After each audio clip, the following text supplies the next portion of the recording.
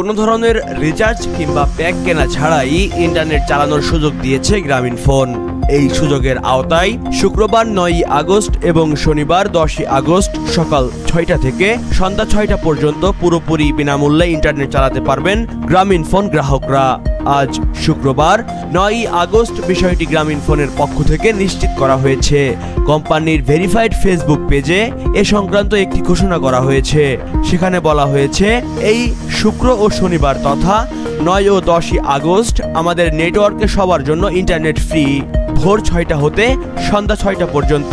আরও বলা হয়েছে, এই সুবিধা ভোগ করতে কোনো রিচার্জ লাগবে না, তবে এটি শুধুমাত্র 9 ও 10 আগস্টের জন্য প্রযোজ্য হবে। প্রসঙ্গত, 1997 সালের 26শে মার্চ বাংলাদেশে যাত্রা শুরু করে গ্রামীণফোন। এছাড়া এখন বাণিজ্যিকভাবে টেলিযোগাযোগ, ভয়েস, SMS, ইন্টারনেট ডেটা সেবা দিয়ে যাচ্ছে 4টি প্রতিষ্ঠান। সেগুলো হলো গ্রামীণফোন, রবি, বাংলালিংক ও টেলিটক। মহিবুল্লাহ নাহিন, প্রহর 24।